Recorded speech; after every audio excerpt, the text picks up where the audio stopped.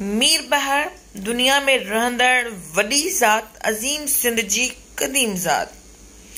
मीर बहार सिंध जी क़दीम तरीन ज़ातिन मां हिकु आहे। हिननि खे मल्हाह बि सॾियो वेंदो आहे। मीर बहार खे समुंड या दरिया जो बादशाह अमीरुल बहर बि सॾियो वेंदो आहे। हीअ ज़ात अवाइली सिंध जी असली ऐं निज ज़ात आहे, जंहिंजे रहण जा माॻ सिंध जा साहिल, दरिया जूं कंदियूं या ढंढुनि भरिसां जोड़ियल घर आहिनि। मल्हाह बुनियादी तौर मच्छी मारण जे पेशे सां वाबस्ता रहिया आहिनि। हीअ सिंध जी क़दीम ऐं वॾी अक्सरियत वारी ज़ात आहे, जेका मोहन जे दड़े जे दरावड़नि जे दौर खां वठी अॼु ॾींहं ताईं सिंध में मौजूदु आहे ऐं लखनि जी तादाद में मौजूदु आहे। मीर बहार बुनियादी तौर मच्छियूं मारे पेट गुज़र कंदड़ ज़ात रही आहे। जिस्म जा मज़बूत, मेहनती ऐं निहायत बहादुर समुंड जी छोलनि ऐं दरिया जी मौजुनि में जेतिरी तेज़ी ईंदी आहे, ओतिरी हिननि जे दिलनि में ख़ुशी थींदी आहे। हू ॿेड़ियुनि, होड़नि, लांचनि ज़रिए समुंड ऐं दरियाउनि जा सीना चीरे उन्हनि में महीननि जा महीना रही मच्छियूं, पला, झींगा मारे उन्हनि खे फिश हार्बरनि ते तोड़े लोकल मार्केटनि में आणे विकिरो करे बचनि जो पेट गुज़र कनि था।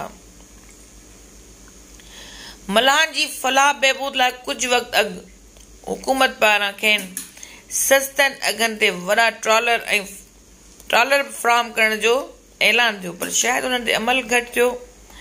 मल्हाह मंछर, कींझर, हमल, हाले जी ढंढनि जे किनारनि समेत कोटड़ी, ॼामशोरो, बदीन, बुलड़ी शाह करीम समेत पूरी सिंध में मिली सघनि था। ख़ासि करे साहिल समुंड जे केटी बंदर, शाह बंदर, खारो छाण समेत कढण जे साहिली पट में लखनि जी तादाद में मिलंदा। मल्हाह बिरादरी में तमामु वॾनि शख़्सियतुनि बि जनम वरितो आहे, जंहिंमें नामवर आलमदीन, अज़ीम सिंधी शाइर मौलाना हाजी अहमद, मल्हाह पहलवाननि जो सरवाण शेर मीरबर, मोरड़ो मीरबर, माई कोलाची, माई बुलड़ी, जंहिंजी निस्बत शाह करीम रहमतुल्लाह अलैह सां ॻंढी वञे थी। मल्हाह ऐं ॿियूं खोड़ सारियूं शख़्सियतूं शामिल आहिनि, जिन जूं इल्मी, अदबी, सियासी ऐं समाजी ख़िदमतूं बेमिसाल ऐं लाज़वाल आहिनि। मल्हानि में वरी जेके साहिल समुंड जे भरिसां रहंदा से तैमूर के गिंदरा के पातड़ी सॾाइनि था, त के वरी मल्हाह, पर मल्हाह ऐं ॿिया मीरबर सॾाइनि, पर ज़ात हिकु ई आहे। जीअं थर, काचो ऐं कोहिस्तान वसंदा आहिनि त माण्हुनि जे मुखनि ते मुरकूं मोटी ईंदियूं आहिनि, ईअं ई जॾहिं दरिया में पाणी छोलियूं हणंदो आहे, मंछर ऐं कींझर में पाणी वधंदो आहे, त हिननि मिसकीननि जे चहिरनि ते मुरकूं अची वञनि ऐं ख़ुशीअ मां रक़्स बि कंदा आहिनि। मल्हानि जी हिकु वॾी अक्सरियत अॼु बि मंछर, कींझर ऐं ढंढुनि में पंहिंजे ॿेड़ियुनि में घरनि ऐं ॿारनि समेत रहे थी, त काफ़ी मल्हाह वरी समुंड में बि वॾनि ट्रॉलरनि में बि रहनि था, जेके समुंड में मच्छियूं मारीनि था ऐं महीननि जा महीना समुंड में रहनि था ऐं काफ़ी महीननि ताईं रहनि था। कराची, जंहिं ते हिन वक़्तु काफ़ी माण्हुनि जो कब्ज़ो आहे, पठाणनि जो,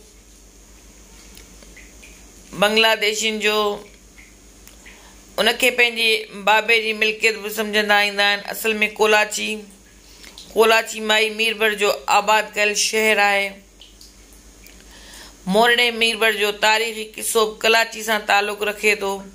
हिन वक़्तु बि कराची भरिसां सफूरा ॻोठ ऐं ॿिया ॻोठ बि माई कोलाची जे भेणुनि जे नाले सां मनसूब ॻोठ आहिनि।